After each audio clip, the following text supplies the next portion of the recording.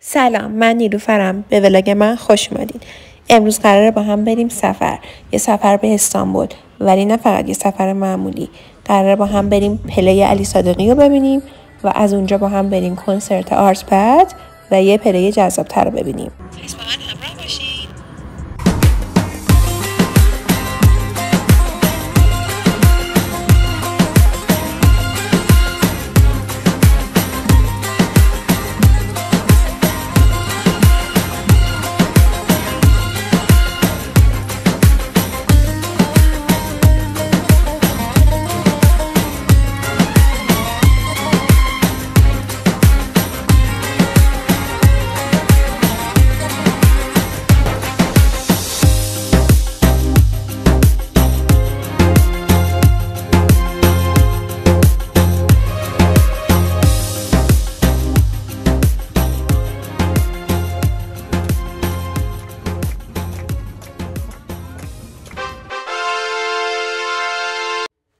خب اینم از شبی که پلی علی صادقی بود و ما اینجا آماده شدیم، رسیدیم اینجا، کتمون رو تحویل دادیم.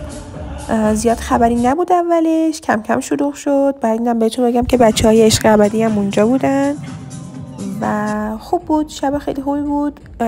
ولی خب نکته اینجاست که علی صادقی خودش زیاد پلی بلد نبود و بیشتر ما از پلی دیجی امیری لذت بردیم. چیا در آورد؟ میخواست در اتاقو وا کنه، استانبول کارتشو در آورده گرفته اینجا باشه. بابا حواسم پرت شد.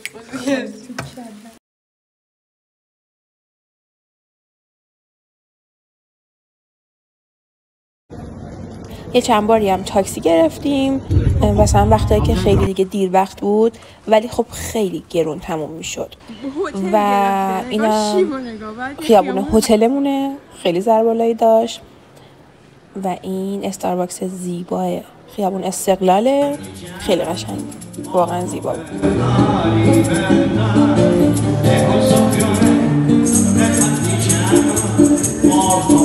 اینجا با دوستم رفتیم یکم لب ساحل قدم زدیم، لب اسکله، رستورانای کنار اسکله غذا خوردیم و خب نکته جالب اینجا بودش که هر جا می رفتیم یه ذره یکی فارسی بلد بود با اون حرف بزنه.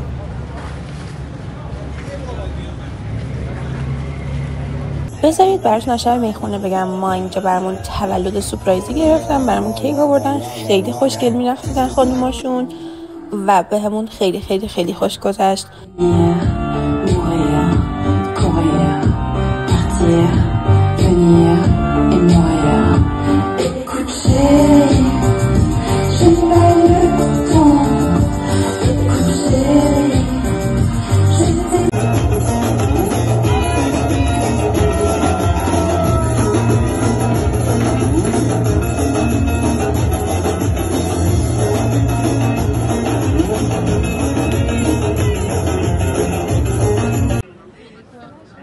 خرید ما به عنوان زنبیل گذاشته بودیمش تو صف پشت این خانم آلمانیه که بتونیم سوار تراموا بشیم، جامون کسی نگیره، چون خیلی خیلی خیلی خسته بودیم.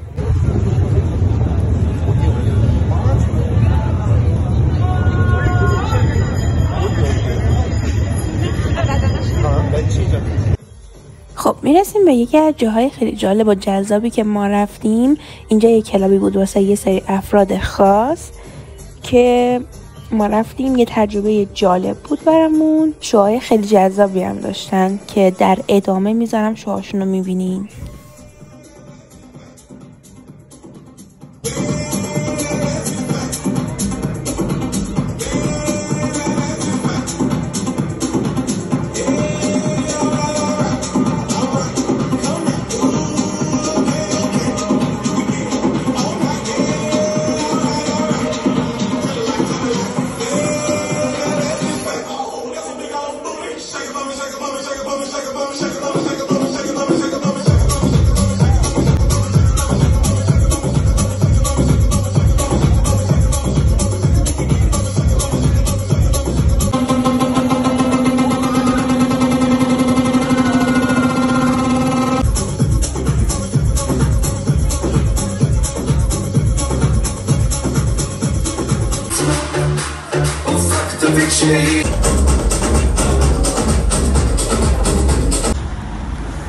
کجا میریم؟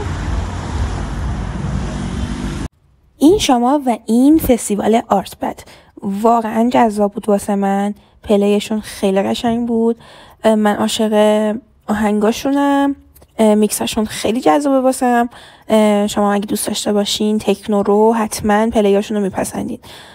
و خب برای ما یه ذره چالش برانگیز بود این فستیوال، چون که مثل چی داشت بارون میومد و من وقتی که اون کلاه کابایی رو از سرم برداشتم دیدم عین آبشار داره از موهام آب میریزه پایین همینجوری. این آقا هرم که میبینین از خوشحالیشه اینجوری بالا پایین میپره، اصلا هم نه چیزی خورده نه چیزی زده. شما دیگه خودتون قضاوت کنین.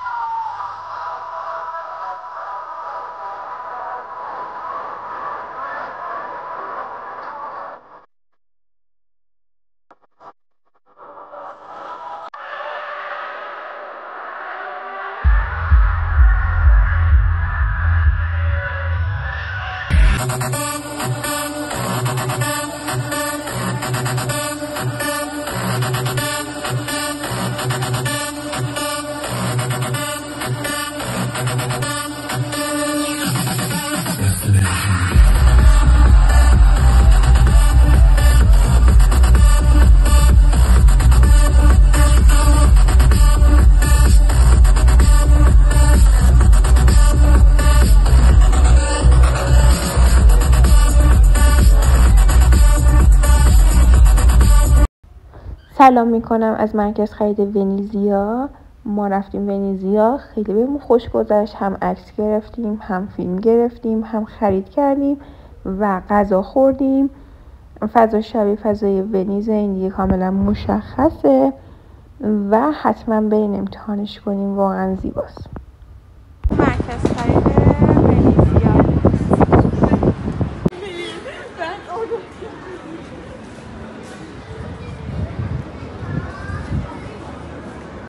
اینجا منو ببینید توی تور استانبول گردی. این خانمم که تو خاطر قلبی دیدین دوستمه، توی تور باش دوست شدم، کلی ازم عکس و فیلم گرفت و بوس بهش، عاشقشم. با اتوبوس رفتیم با لندگراف، از روی آب رد شدیم، قسمت آسیایی، یه سری جاهای دیدنی شد دیدیم، پاساژهای قشنگی رفتیم، متروپول و بام استانبول رفتیم و برج دختر رو دیدیم، داستان جالبش رو شنیدیم. کلا تور جذابی بود، فان بود، حتما امتحانش کنید. اینجا هم براتون سوسکی یه فرنچ کیز شکار کردم. کجا؟ بام استانبول. من اینجا 2 تا پیشی دیدم، اینجی نازی خوابیدن کنار هم. پیشی نازا بیا فرار نکن. پیشی ناز بلا دنبالش میگردی، بده من بخورمش. غذا بود. سلام.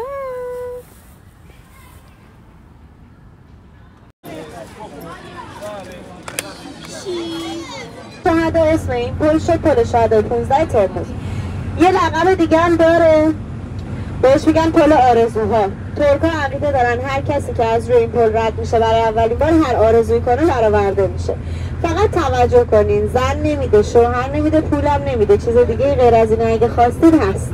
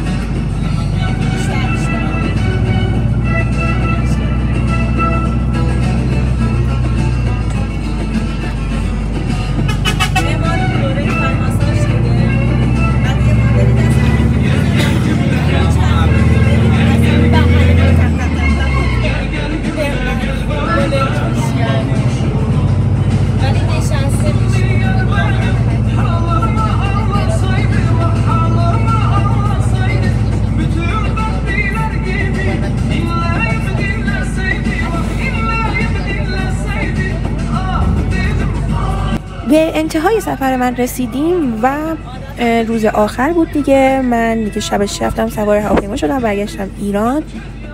خیلی خیلی به من خوش گذشت. امیدوارم که از دیدن این ولاگ من راضی بوده باشید. اگر سوالی هم داشتین که تو کامنت ازم بپرسین. بوس بهتون.